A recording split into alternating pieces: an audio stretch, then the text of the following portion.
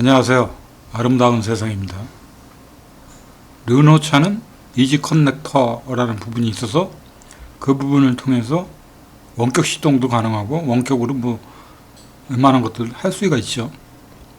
근데 이런 원격 시동에 대한 얘기들은 좀 저보다 좀 나이가 좀 더 위에 있는 분들, 한 60대이거나 60 다 되신 분들 말씀을 드리면 별천지 세계 얘기를 하는 걸로 그렇게 알고 있습니다. 제 또래에서도 원격 시동을 하는 방법을 모르고 그냥 차를 무슨 먼 거리에서 어떻게 시동을 거냐 터무니없는 소리라고 반박하는 경우들도 있습니다. 굳이 설명하려고 그런 건 아니겠지만 분명히 된다는 거죠. 르노차는 서버가 본사에 있는 것 같습니다. 제가 요 며칠 동안에 원격 시동을 하려고 하는데 오류가 난 겁니다. 그래서 소프트웨어적으로 꼬였나 보다 생각을 하고 며칠 놔뒀다가 전화를 해봤습니다. 전화를 했는데 전화번호가 어떻게 되냐면 080-339-3000번 전화로 전화를 해봤습니다. 이것도 이제 여러 번 통화를 해서 알아낸 전화인데 이지 커넥터 쪽 담당자하고 바로 이제 전화를 하는 거기 때문에 결론은 이렇습니다. 서버에 오류가 있어서 작동이 안 됐던 거라고 문자 메시지를 하나 보내준다고 그러네요. 그 문자 메시지가 바로 오고 나서 당분간 힘들 거라고만 얘기를 하던데 바로 그냥 안 되던 부분이 개통이 돼버렸습니다. 아이러니한 부분이기도 하죠. 뭔가 소프트웨어적으로 개개인들 거가 소통이 안 됐었던 것 같습니다. 전체적인 서버에 문제가 있었던 것 같아 보진 않고 그런 느낌으로 받아들여졌습니다.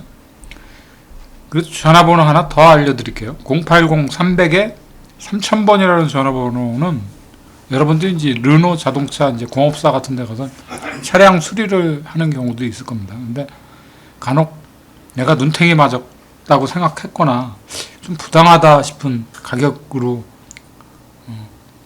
명세표를 받았다라면은 이쪽에 이제 문의를 꼭 해보시기 바랍니다. 그래서 그게 잘 됐든 안 됐든 좀 찜찜한 부분이 있으면 확인하고 가시는 게 사실 맞습니다. 고객들이 그냥 나 몰라라고 넘어가 버리면 아니 내가 하나 손해보지 그러면 그게 더 큰 문제가 돼버립니다. 예전에 르노차에서 그런 얘기도 있죠.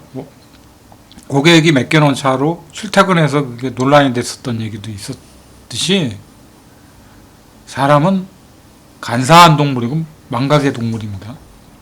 아무리 좋은 시스템에서 있다 손치더라도 누가 그 부분에 대해서 지적을 안 하고 얼렁뚱땅 넘어가게 되면 어떤 행위를 하게 됩니다. 그게 인간입니다. 인간이 간사한 거죠. 그래서 항상 주변에서 고객들도 그렇고 그 부분에 대해서 한번 짚고 넘어가야 될 부분이 있으면은 그 부분을 갖고 싸우라는 얘기가 아니라 정당한 권리를 찾아야 됩니다. 그래서 짚고 넘어가는 게 굉장히 좋죠. 그러므로 해서 나 혼자만 이익을 보는 게 아니라 주변에 같은 차종을 갖고 있는 사람도 같이 혜택을 보게끔 해주는 겁니다. 그냥 세상이 좀 그런 쪽으로 윤택하고 깨끗한 쪽으로 가야겠죠. 그리고 이런 얘기가 있습니다. 저울눈을 속으면 눈먼 자식을 낳는다는 얘기들을 많이 하죠. 예전 우리 할머님 정도 연세 되신 분들이 그런 소리 참 많이 하셨습니다.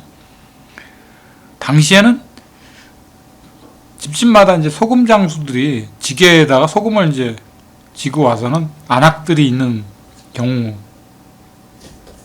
또 이제 소금을 팔고 그랬는데 그때는 대로 다 팔았겠죠. 한 대 두 대 이런 식으로 팔았겠는데 저울을 대개 보면 안악들이 어떻게 보는지도 몰랐습니다.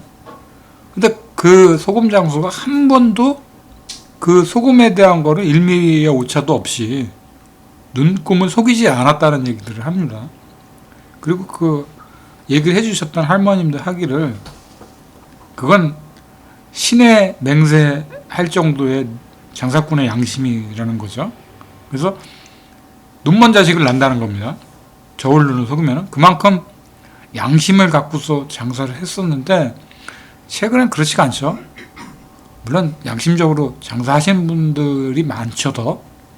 근데 간혹 가다가 그렇게 덤태기 씌우는 사람들이 있습니다. 자동차 업계만 그런 게 아니라 컴퓨터 업계 쪽들인데 옛날에 용산에 가면은 이놈은 덤태기 씌워도 될 만한 놈은 그냥 바가지 씌워서 가격대를 올려버리는 겁니다. 소비자가 그 한 번은 속을 줄 몰라도 다시는 안 가게 됩니다. 그리고 테크노마트도 그러죠. 테크노마트도 오프라인에서 장사가 안 되고 문 닫는 경우들도 소비자를 기만했기 때문에 그런 겁니다. 그러니까 돌아보면 뭔가 눈에 안 보이겠거니 생각하고 속이는 경우들이 소비자를 기만한 꼴이 돼버리니까 소비자는 알고 있으면서 넘어가는 경우들도 있습니다. 아주 어릴 적 얘기입니다. 저건 1977년도인가 그 즈음에 이제 신문 사설에서 나왔던 얘기를 인용하는 건데 70년대 이제 어떤 아이가 이제 제 또래였었던 것 같습니다. 사설란에다 뭐라고 썼냐면 아버지가 국회의원 출마했는데 아버지가 국회의원에 떨어지면은 집안이 망하고 아버지가 국회의원에 당선이 되면 나라가 망한다는 식의 얘기를 뭐 우스갯소리 같은 얘기인 거 같지만 그런 사설을 올린 초등학교, 그러니까 당시 국민학교라고 그랬죠. 국민학교 한 5학년 정도 나이 또래가 77년도쯤에 올렸었던 얘기들을 제가 이제 진행을 해봅니다. 그런 것처럼 사람 일이라는 게 뭐 사필기정이라는 얘기도 있죠. 근데 그 말이 무색할 때도 있습니다. 근데 좀 그런 부분들의 양심적인 거를 기준으로 해서 모든 거를 합리적으로 일을 진행하면은 결국 그 끝은 좋으리라고 봅니다. 근데 자동차 부분에 있어서만큼은 좀 문제가 많이 생길 수도 있는 부분이 있기 때문에 문제가 생기기 이전에 이런 부분들을 짚고 넘어가는 것도 나쁘지 않으라고 봅니다. 1990년대에는 이제 컴퓨터를 예를 들어서 컴퓨터 관련된 잡지사에 잡지가 있었습니다. 근데 그 매달 나오는 잡지 뒷면을 보면은 CPU부터 시작해서 메인보드까지 그 달의 시세가 쭉 적나라하게 나온 경우가 있었습니다. 그래서 그걸 토대로 시장에 나가서 물건을 사는데 소비자가 굉장히 기본이 됐었던 거죠. 근데 자동차에 있어서만큼은 특히 부품 가격을 미스테리하게 다 숨겨 있습니다. 부품 가격이 탁 드러나 있지 않습니다. 그런 부분이 있어서 공인비 얼마, 자동차 부품 얼마 이렇게 딱딱딱 나와야 되는데 그게 투명하지는 않으니까 사람들은 자꾸 속고 있다라고 생각하는 거죠. 그래서 100원짜리 물건을 가져다가 당연히 장사하는 사람은 마진을 남겨야 되는 겁니다. 남겨야 되는데 그 과정을 모르니까 일반 소비자들은 특히 자동차 같은 경우는 공업사에다 차 맡겨놓고 어디 가서 견적을 뽑으면 여기는 20만원, 여기는 30만원, 여기는 뭐 10만원 다 틀려버리니까 사람들이 이제 헷갈려버리는 거죠. 그게 가격 편차가 없으면 문제가 안 되겠는데 그러니까 장난을 치는 걸로만 보이는 겁니다. 그래서 앞서도 얘기를 했지만 컴퓨터에 대한 부품에 대한 가격 단가표가 있듯이 자동차도 자동차 부품 업계도 그렇고 자동차 업체들이 그거를 숨기려고만 할 게 아니라 좀 드러내놓고 소비자를 통해서 어떤 특정 그 자동차 잡지라면 잡지 이런 형태로 통해서 가격이 공개되어진다면은 오히려 그 차를 더 신뢰하고 그 차를 믿고 또 그 차에 대한 고장이 있을 경우에 거기다가 쉽게 맡길 수 있는 그런 사회와 풍조가 이루어지지 않을까 하는 생각을 가져봅니다. 근데 그 수많은 카센터가 있고 공업사가 있어도 정직하게 하는 분들이 있음에도 불구하고 사람들은 의심을 하게 됩니다.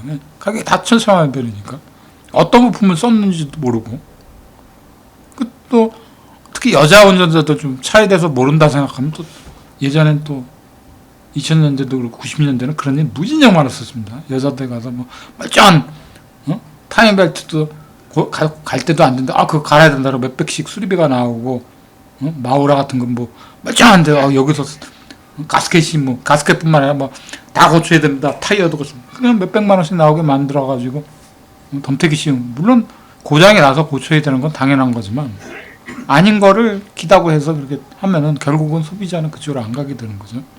이런 건 좀 바뀌어져야 되는 세상으로 보여집니다.